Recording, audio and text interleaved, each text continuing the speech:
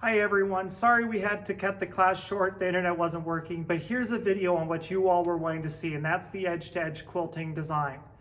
There's lots of ways to do edge-to-edge, and in the advanced class I'm going to show you a couple others. This is my tried and true method that I always have good results with every time I try and do it.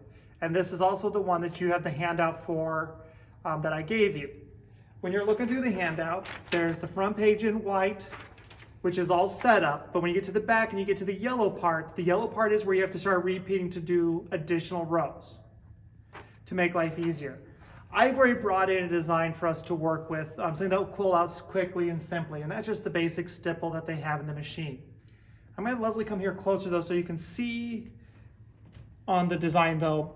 Right now my start point is at the bottom and my end point is at the bottom. When we go to do this edge-to-edge technique, we need our start and stop points at the top.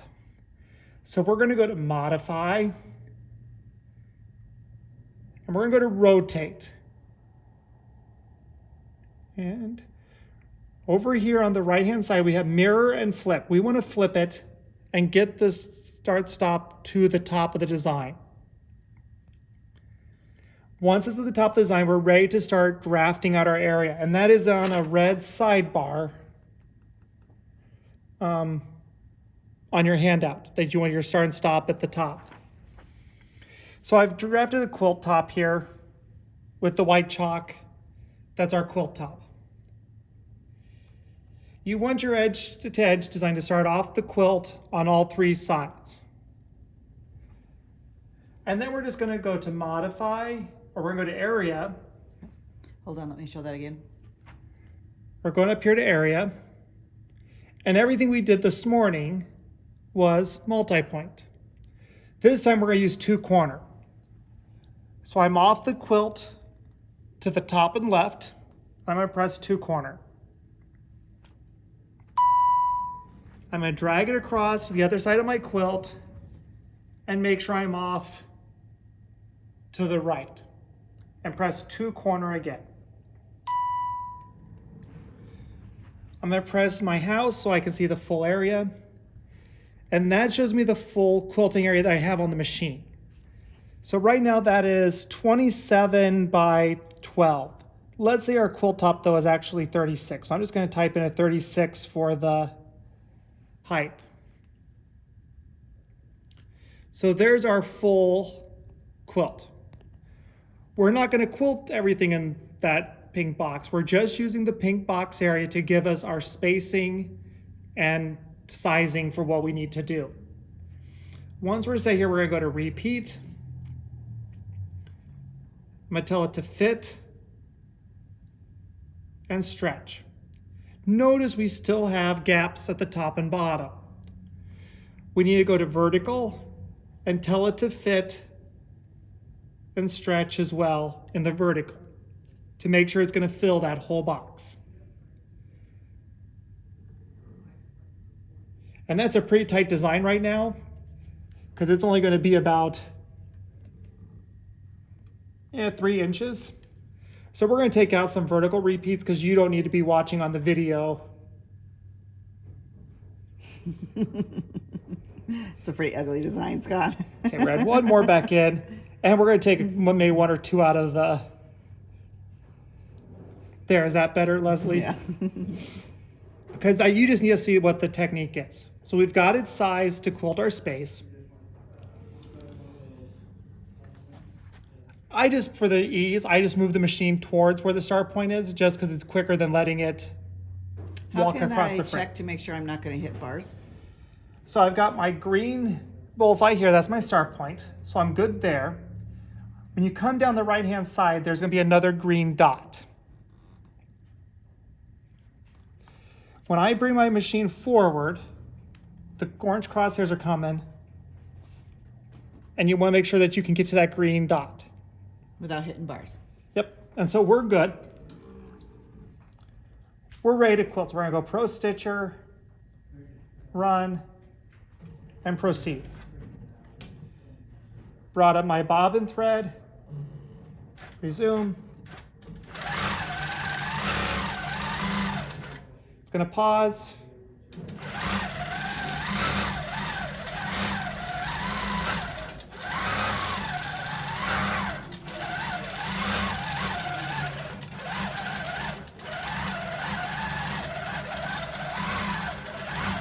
We have our opta stitch at a fairly high speed because it's a simple design. It's all curves. It's all curves, there's no starts and stops, they're No not tight points. curves.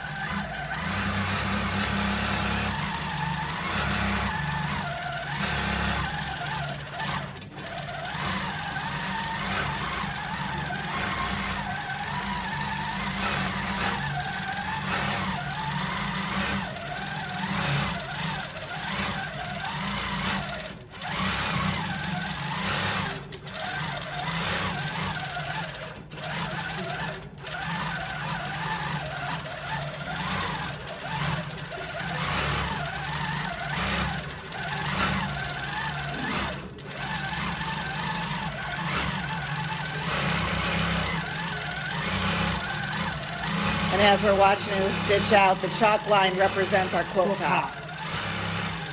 So you wouldn't necessarily have the purple down. So before you actually started to do this, you'd want to stitch your edges down. Correct. So it stopped at the other end of the quilt. It's going to tell us it's a long jump pause, trim your thread, press resume to continue. So this is now, we are now on the back side of your handout. And we've quilted the entire first row.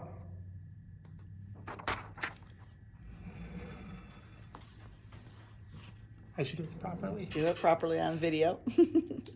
Needle down, needle up.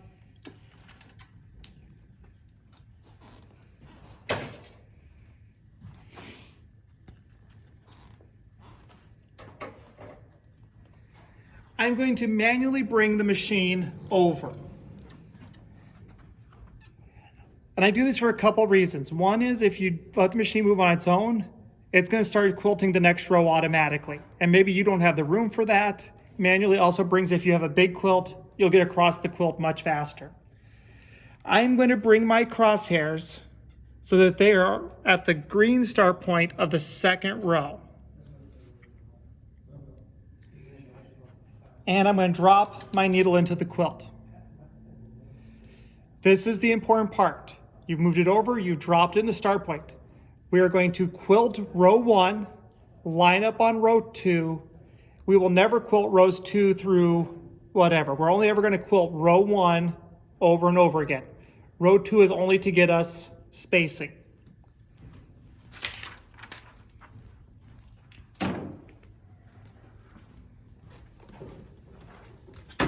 So you're going to take clamps off. The needle is in the machine, and you are going to carefully, so I give it some slack here, advance the quilt. Give it some slack, advance the quilt. Notice the needle is still in the machine. I'm going to get my clamps back on. I'm going to give it its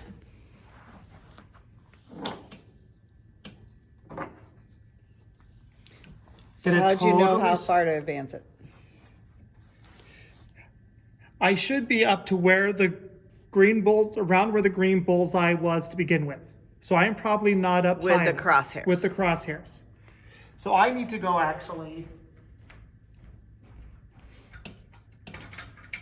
So he's advancing till the crosshairs come back, the horizontal crosshair comes back up to the top. Correct. You don't need, it doesn't have to be right on it, but you want to be. And the fairly reason you're close. doing that is to make sure that down here you have enough clearance to stitch the next row. I want to get this totally smooth and flat. Because once you go to this next step, you'll throw off your positioning. Because right now our needle is still holding Your right where placement. we want it. So you would get your clamps on, have your edges pinned down. You're going to get it totally set, and you're going to press cancel. Important. Not stop, Cancel. cancel. We're going to go to modify, reposition, and we're going to tell we want to reposition start point. And notice when I press start point that the design jumps up towards the top a little. Our orange crosshairs match where the green bullseye is. we are set to quilt. We can raise our needle up. We could quilt down this edge, which you should do. And this edge. And it'll still remember its positioning. And then you're going to come back and you're going to quilt the second row. But when you go to stick down your edges, do not manipulate the top. You want to just basically come straight down with the machine. Because if you're like, oh, well, that's got a ripple and you pull on it, you've just messed up with your repositioning. So you want to make sure it's totally set to stitch down the edges before you ever press cancel. Okay. And reposition, modify, reposition start point. Let's quilt our second row. So I'm going to do that. Pro stitcher, run, proceed. Bobbin thread up, resume.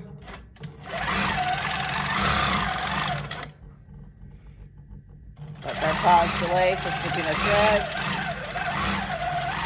And you can see it's lined up. But you can't tell. The idea of a pantograph is you can't tell where the rows start and stop. So it needs to be equal distance as the quilting within the design. Correct.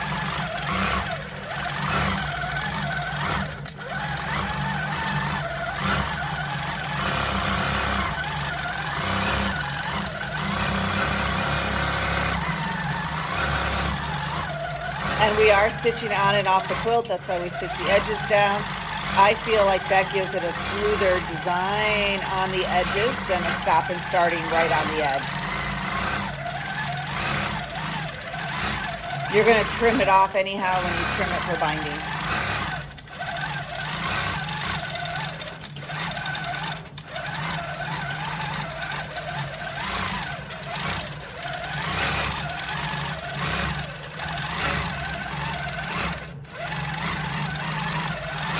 Okay, so we're almost done with this row.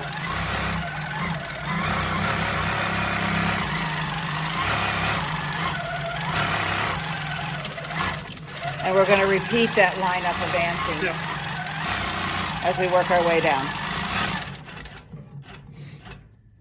Okay. So we've got our long jump pause.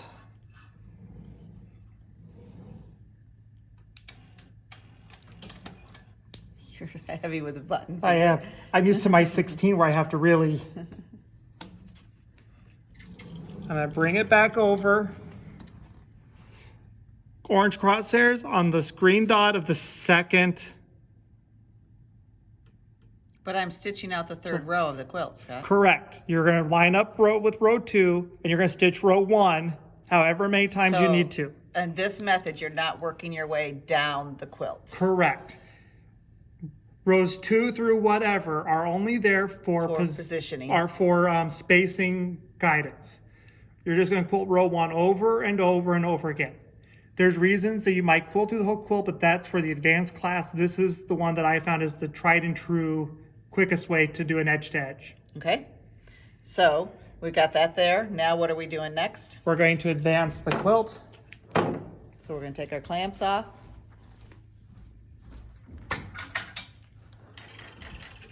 And he's carefully rolling. The machine is moving forward. Am I close to my... No, a little bit more. And he's going till the crosshair hits the green dot. If you do your design on the... If you don't make it that your design's not really forcing the distance here, you've got room to play. If you're doing a design, though, that's filling your whole space... So a larger density. Large design. line. You have to be a lot more careful in your lining up. So this is the Amara. This is a 20-inch throat. We got about a 16-inch quilting distance. I would want to keep my design probably no bigger than 13 to 14 to allow myself And you're referencing the row. Correct. The size of this design, you want to be that probably in the 13 to 14 range to give yourself some wiggle room. Okay, clamps back on. Don't stress that your line might come in or not. You're going to get this totally smoothed out. Put clamps back on. Make sure you're totally smooth, ready to stitch down your edges. Hit cancel. Cancel. Modify. reposition start point. Okay, now I could bring my needle up and stitch my edge down. Yep, and stitch on your edges and quilt the next row. Okay, so go ahead and hit quilt run, or pro stitcher run.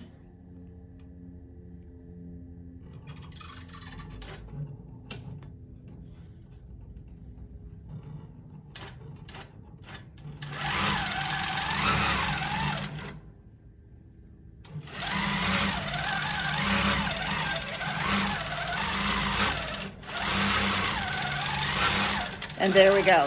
We're working our way down.